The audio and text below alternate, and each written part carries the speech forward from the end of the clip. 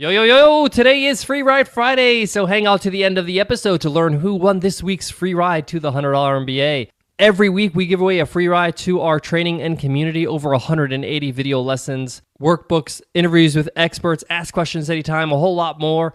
You can win a free ride, a lifetime membership. Just leave us an iTunes rating and review, and you enter our weekly draw.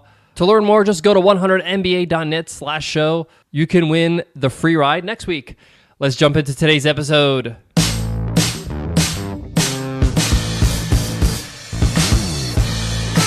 Heyo! Welcome to the $100 MBA show. Whether in sickness or in health, I got your back with our daily 10-minute business lessons for the real world.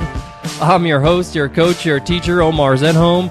I'm also the co-founder of the $100 MBA, a complete business training and community online. From the get-go, let me just apologize for sounding so horrible. I have a bit of a cold, but the show must go on. We are committed to giving you value-packed daily lessons every single day, so I'm going to push through. Today, you will learn how to handle chargebacks, not refunds. Chargebacks are a bit different from refunds, and they can be a bit of a problem. A chargeback is when a customer contacts their bank and says, hey, I didn't make this purchase on my card, or I don't want this purchase on my card. Please contact the vendor and let them know that this is not a valid charge. This is not an authorized charge.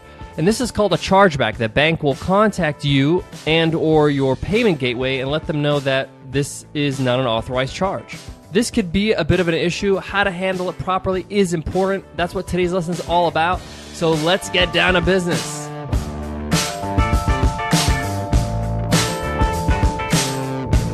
$100 MBA show is sponsored by NADEX Binary Options Trading. As a listener to the $100 MBA, you know how far $100 can go, and so does NADEX. With just $100, you can get started. With NADEX Binary Options, you trade on whether you think the market will be above or below a certain point by a certain time. Go to nadex.com and open up your free account. That's NADEX, NADEX.com. Futures, options, and swaps trading involves risk and may not be appropriate for all investors. A chargeback is not good news for you for many reasons. One, it means that the sale is not going to go through, meaning that you're going to have to refund that money. Two, it reflects very poorly on you as an actual merchant. So your merchant account or your payment processor, say for example like PayPal or Stripe, when they see you have too many chargebacks or too frequent chargebacks, they're going to close your account. It's a serious, serious thing because it looks like fraud. Now, I don't want you to get too nervous. There's many reasons why a chargeback could happen, and there's different ways to handle it. Now, let me give you the different scenarios of why a chargeback would happen. One, it could be an innocent mistake where the actual consumer sees something on their statement, on their credit card statement, and doesn't recognize that sale, doesn't recognize that purchase. So, for example, on their credit card, it might say PayPal payment, and that's it. Now, the customer might say, I didn't buy anything with PayPal in the last week, so they might say, this is an unauthorized charge, I'm going to flag it. So it's a good idea on your thank you page or on your thank you email, is actually better, to show what the payment processor is going to say on the credit card. Say, you're going to get on your credit card a charge that says this, and it could be PayPal or whatever it displays. Sometimes it's like PayPal hyphen, 100 MBA. We don't use PayPal, but that's just an example. So that's one scenario where it's just an innocent mistake. The customer does not recognize that charge. That's why regardless of any of the scenarios I'm going to show you today, you should always contact the customer and ask them, what's going on. This is, I got an email that you want a chargeback from your credit card. Are you sure you want to refund this payment or refund this sale? Because this is referring to this product or this course or whatever you sold to them. They might be like, oh yeah, you're right. I will go and call my bank and cancel it. And then you're in the clear and you're fine. But regardless, you should always email the customer and just see if you can clear it out maybe in one or two emails. Maybe it's just a mistake. The second scenario when this would happen, a chargeback would happen, is actual fraud. Somebody stole somebody's credit card and is buying things or buying products using their credit card. In this case, you're going to have to honor the chargeback. This is just something that happens and it's part of business. It's not as frequent as maybe people think it is, but it's going to happen. And your payment processor understands that it's going to happen as long as it's not happening every week or 3-4 times a month. In this case, you still contact the customer. Most likely, it's a made-up email address that they use to buy the actual product, but it's good just to contact them anyway to find out what's going on. At the very least, maybe they'll say, oh my gosh, I got caught. I'm going to start using this person's card or stop doing whatever I'm doing. Who knows? But the point is that at that point, you're going to have to honor the chargeback and you're going to have to issue the refund with your payment processor. Some payment processors do it automatically, and some of them you have to initiate the refund. So check out your payment processor for details. The third scenario where chargebacks can happen, and is the most frequent time, is when you have an affiliate program. This is the fraudster's playground. And I know this from experience because Nicole and I had products where we opened it up to the public for affiliates. And we actually closed them, and we're very sensitive to actually having affiliate programs that are not internal. Why? What happens is that somebody who steals somebody's identity or credit card information becomes an affiliate of your product.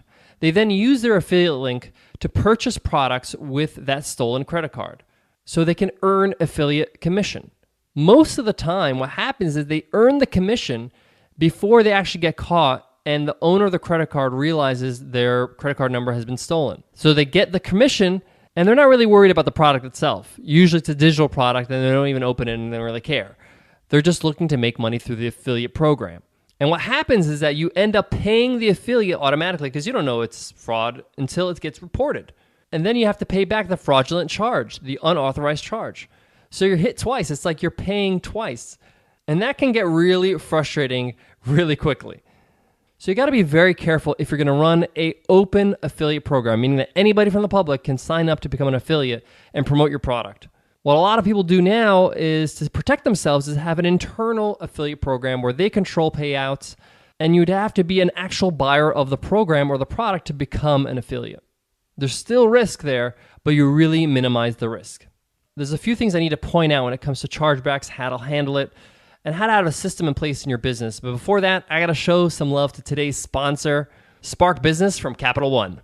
Today's episode is powered by Spark Business from Capital One, providing unique small business solutions for entrepreneurs who expect better from themselves and their bank. Whether you're looking for growth strategies, financial management tips, or leadership lessons, turn to sparkbusinessiq.com.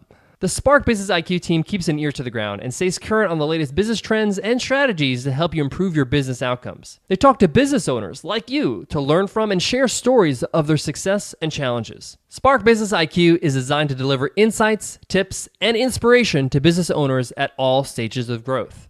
Visit Spark Business IQ to learn how Spark Business by Capital One can help you ignite positive change for your business.